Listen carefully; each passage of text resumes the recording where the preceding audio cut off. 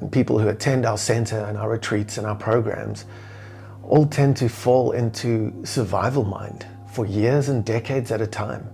And they've been in it so long that they believe and perceive, and they are all believers, that this is the only reality that there is for themselves.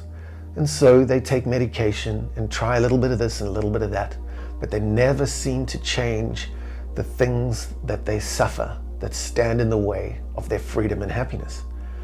So what we tend to do with people when they first come into our center or attend our programs is to get them to stop, S-T-O-P. Stop thinking, because every time you think, you're running a program, and that program that you're running decade after decade and year after year is a program locked into the past. It is in your body, it is in memory, it is habit, it's how you do every day. It is what you do every day, and how you think is how you shall be, as we know. So getting change to happen is no easy task. You literally have to go beyond thinking, and then even further, beyond your persona. I mean, what do we think a personality disorder is? It's a disordered persona. And those masks and personas we've put on since we were children, suffering inevitable trauma and anxiety and stress just due to the nature of life. But there comes a time in someone's life when transformation and awakening and healing, renewing and recovery, all of these things become necessary, and we can feel somewhere inside that there is another way to live, a better way to live. And that's what we teach people how to access. We teach people how to go in and get the energy that is oftentimes stuck in the bottom of their brains. It is energy stuck in the bottom of their spines, in their root, that they need to release. And when they start to release that energy, their thoughts begin to change. But that's just the beginning of what we've understood, scientifically speaking, through all the research we've done over the last decade and a half at the center, is understanding that if people can stop their thinking, they can then go beyond that thinking into meta thinking or meta cognition. And to access metacognition is going to take certain practices. And we teach those practices on a daily basis. Meditation, contemplative practices, mindfulness, all these things which start to shift energy, number one, all the way through the being. Where else is motivation going to come from? And the power or action potential to change, but through energy. And scientifically speaking, we've watched people come in when they've had a scan, and we see them functioning in neural imaging scan, which is a video of the brain, and we see all the activity in the downstairs of the brain. So it's not only coming in and changing one's attitude, but it is changing one's entire neurocircuitry to operate in an entirely different hemisphere. And that's no easy task for most people, because they don't know how to do that. So that is the system that we teach, and it's curing and healing people from all over the world with a ton of different symptoms, different manifestations of fear, avoidance, inadequacy, self-worth, and all of those things are stored in that valley of the brain, and we've got to get them out of it into the front and literally fire and wire in a totally different part of the brain where they can access a totally different experience, bringing totally different good consequences, the consequences that they want to see and feel for themselves in their life. So to go beyond one's thinking when you've been running your own program for decade after decade is no easy task. You're going to need some kind of system to do it, and that's what we've created with the research that we've done. We've learned how to take people from a survival mind to a thriving mind, where previously only fight, flight, freeze, flop, fawn, faint were leading their lives. They were running on automatic, on these traumatized memories that have ingrained and entrenched themselves in the subconscious. So the brain ends up hating change, and people are saying, but I want, and in fact I need change, and they cannot access it through their brain. which makes a ton of sense because now we understand that where that brain is actually functioning, downstairs, limbic system, hind brain, where that's all happening is right there at the basal stem, and you're experiencing it in your body, all these thoughts. And that's where pain and suffering all, of course, manifest in our pain bodies. And we need to get out of that body and out of that mind if we want something different and new.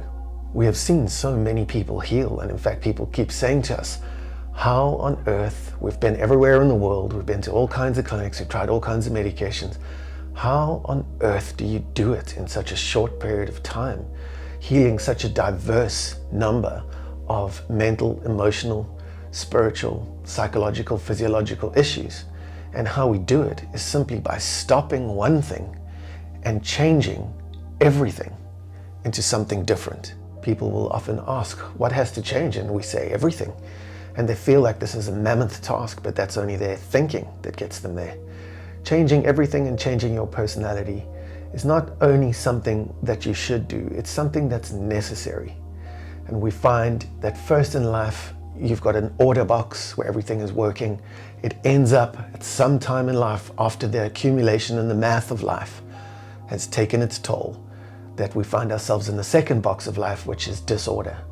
And people tend to stay there. They think that that's all there is. In fact, a lot of people commit suicide thinking that life is disorder.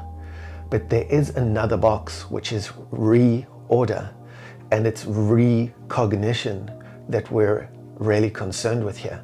Rethinking the way we were thinking. So if your thinking is not working for you, you're going to feel terrible. You're going to experience that suffering in every inch of your body. But when we can run a new program of thinking, your emotions change, your physiology changes, and you access something new, which is an entirely different part of the brain in the front, which is potential, action potential, imagination, spontaneity. You're able to thrive with uncertainty instead of certainty, control, staying stuck, personality disorders, and move into something different. So you're able to experience the adventure of healing and life transformation for yourself in a very short space of time, accessing an entirely new part of the brain. And we've seen that the old adage, it takes 21 days to change a habit and 90 days to change a lifestyle, is absolutely true. And this is hardcore science that is proven time and time again. And the whole program we run now is all about the science of finding your spiritual self, which is this energy, this chi, this shakti within you that activates this new part of the brain that helps you think, feel, look, act, move differently, and change. The change that people experience is seen in their body. They've got wider range of motion. They come in walking slowly with a shorter gait, and they end up walking much, much faster, looking, feeling 20 years younger. When people run a different program that is not based in all the basics of the mind, because that's what happens. It goes into survival mind, which is monkey mind, lizard brain, which is all about control and avoidance and people pleasing, all the basics of life that tend to drive us crazy, at least emotionally, and then mentally. So mental illness and emotional wellness are all tied together. And when we affect one, the other naturally affects. And so the snowball of change and transformation starts to happen. And people get onto a roller coaster of changing every aspect of their lives, which once started with stopping and changing a thought.